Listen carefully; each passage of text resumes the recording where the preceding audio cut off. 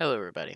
So today I'm going to show you how to activate a FARP via a radio command option in the DCS menu. Now this will allow you to activate a FARP with rearming and refueling capabilities primarily, as we will be using the refueler HEMT and the M939 truck to do the rearming and the refueling at the FARP. So as you can see, we have our invisible FARP here and our HEMT and M939 placed about a couple 100 feet away. They're within range and it works. I tested this before we started.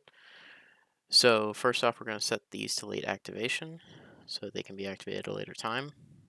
Now without these trucks here, this FARP is completely useless. If I was to boot this up and try to rearm and refuel, the FARP wouldn't respond to me, the ground crew wouldn't respond to me at all. So in order to get them to respond, we need to have these trucks here.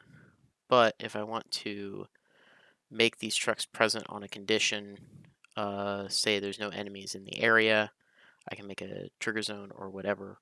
So you can come up with the reasons as to why you wouldn't want these here and then add them later, but it just gives you more flexibility. So first we're going to make a trigger, and then in this case we're going to make it on mission start because we don't have anything else happening, so we don't need a condition. We're going to add a radio item. We're going to add it for Blue Coalition. And we're going to say activate FARP units. And the flag's going to be 1, value's going to be 1. So in order to get the group to activate from this, we have to make it respond to a flag of 1 with a value of 1.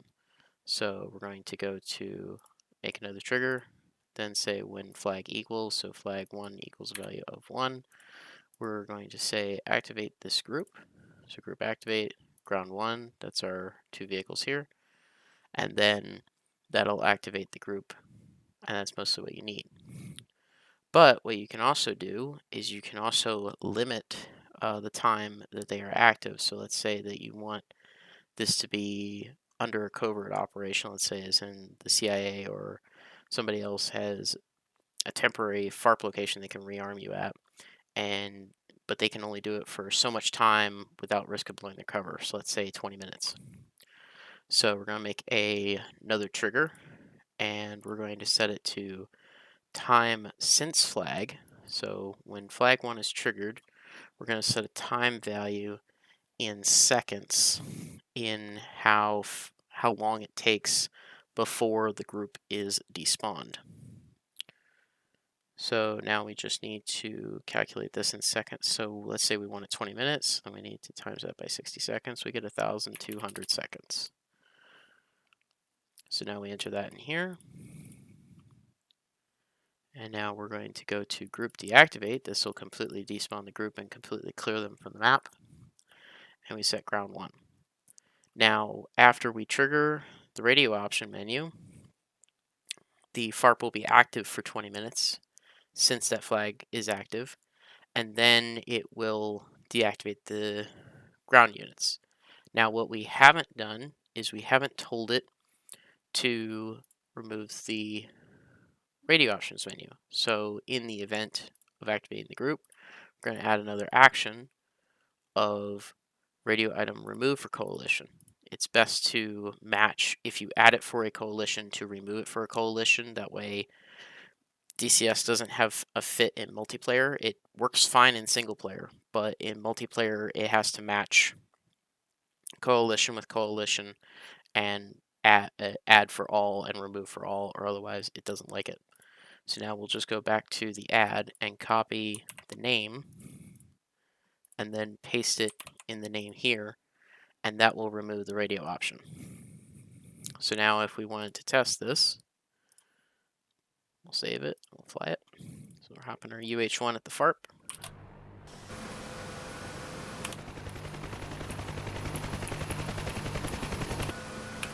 So as we can see, I'm going to just request 2 miniguns. Request rearming.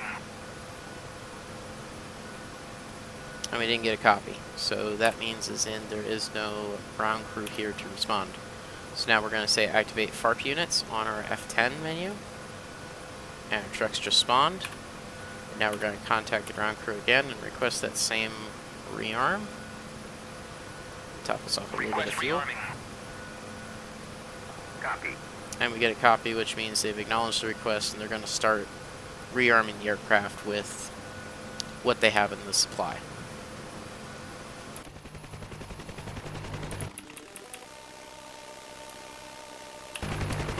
And there we go.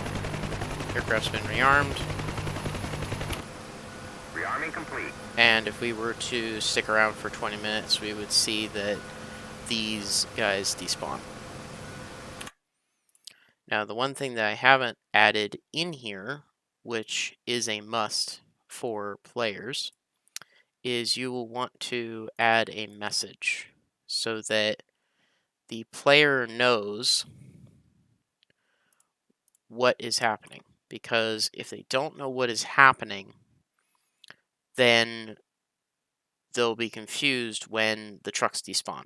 So when you either create the briefing or you can add it in with the radio options menu, like what we're going to do here, we can tell them, hey, you have 20 minutes to rearm and refuel at this FARP before the services go away.